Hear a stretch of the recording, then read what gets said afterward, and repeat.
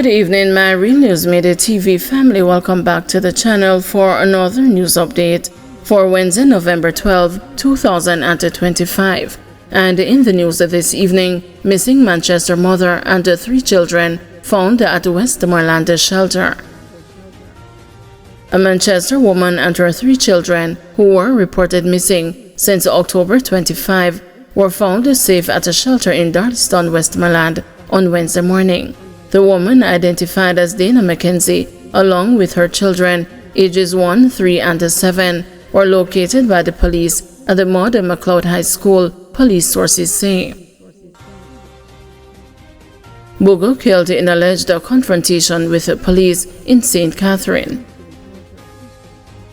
A St. Catherine man who allegedly pointed a gun at a police party in Spanish Town, St. Catherine on Tuesday was shot and killed, and the weapon seized.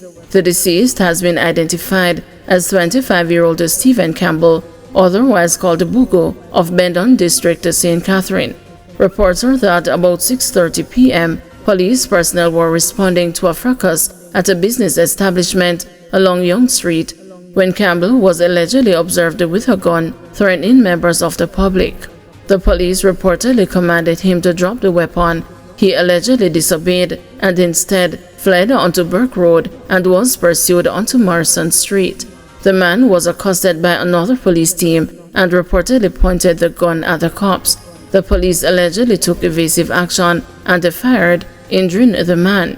The police say they retrieved a .38 revolver with the serial numbers erased from Campbell. He was taken to the Spanish Town Hospital, where he was pronounced dead. The Independent Commission of Investigations has launched a probe into the matter. Ex-soldier allegedly held with illegal gun. The police arrested an ex-Jamaica Defense Force soldier on Wednesday morning after he was allegedly held in a bar with an illegal firearm. Reports reaching the news are that about 12:18 a.m., a team assigned to the St. Andrew North Police Division went to a bar located on Red Hills Road, Kingston 19, in the vicinity of Park Lane. During a search, a firearm was allegedly removed from his waistband. The news was told that the illegal gun was a Blacksmith & Wesson CZP-10C. The ex-soldier was taken into custody and is expected to be charged soon. Head of the St. Andrew North Police, Superintendent Randy Sweeney, confirmed the arrest and told the news this was the 55th gun seizure in the division so far this year.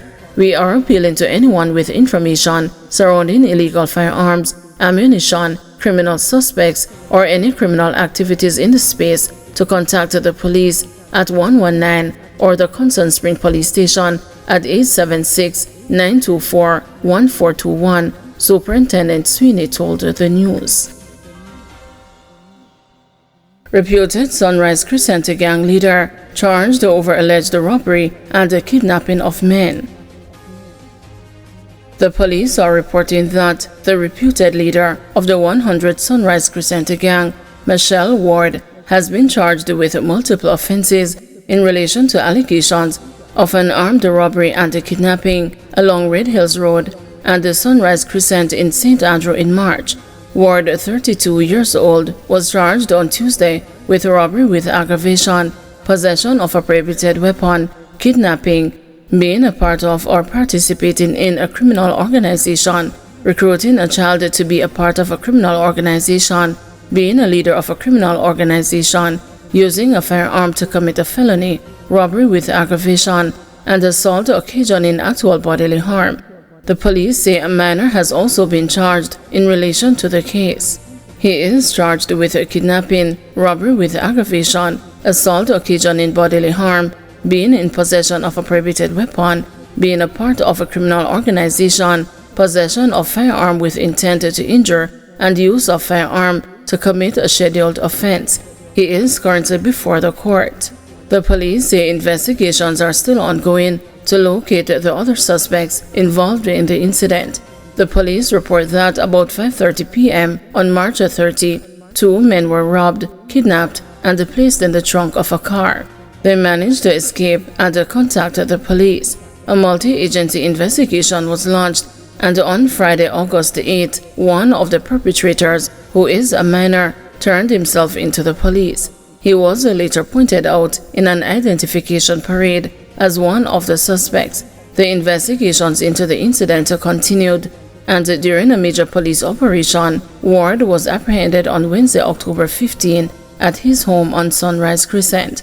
Ward was subsequently pointed out during an identification parade as one of the suspects. Ward was interviewed and later charged on Tuesday, November 11. 2 drivers hospitalized after crash on Rose Hall Main Road. 2 people, a man and a woman, were rushed to hospital following a motor vehicle crash on the Rose Hall Main Road in St. James on Wednesday. The man, it is reported, suffered serious injuries to his head, leaving a small pool of blood on the scene.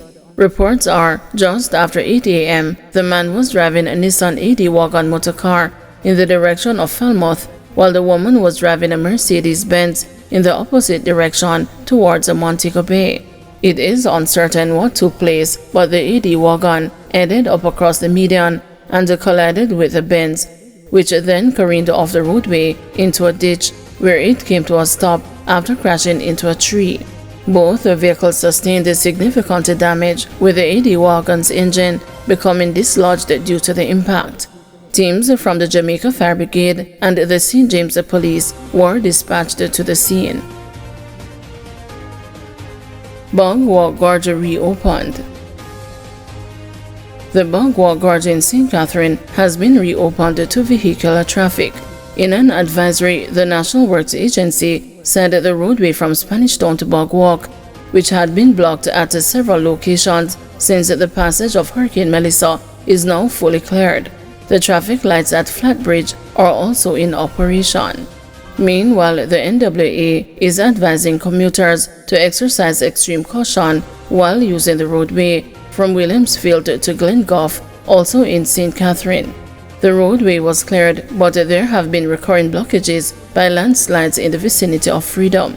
The NWA is urging motorists to exercise caution while using roadways across the island, particularly in areas still experiencing rainfall. Tough blow for beef farmers. The Ministry of Agriculture is estimating that beef farmers have lost millions of dollars due to the hurricane. This is based on discussion with some 100 farmers in western Jamaica. But the Chief Plant Protection Officer at the Ministry's Agriculture Unit, Hugh Smith, says the connectivity issues continue to hamper the damage assessment.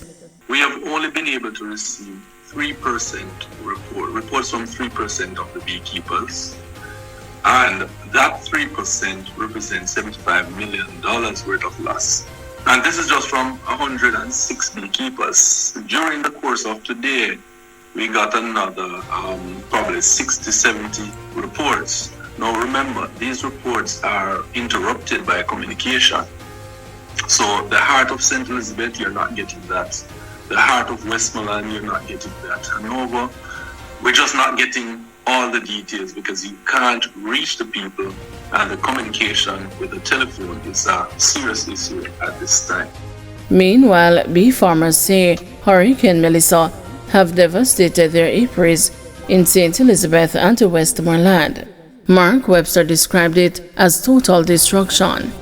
I lost probably over 80% on the counting of my bees. Reason why I'm counting, some of the bees were not able to do the proper assessment to see if they are queens, which will make them viable. And so that is still counting. So far, my losses are way over 100 boxes of bees. This is a great impact on my bees business. I had started this business and grown it to the extent where I say it could be my pension. But the impact now, if it is that I'm not able to bounce back, it will have a very, very negative impact on my business. The trees, the flora there is totally decimated. The trees are scorched brown. The juice have been licked out of them. And so I see that the best way to approach this is to have other farmers from other parishes who have their bees to get in support whether it is from local or international, to get support to expand their businesses and to supply St. Elizabeth with bees when the flora, when the trees start to replenish, start to grow back. But for right now, there will be no food for the bees in St. Elizabeth.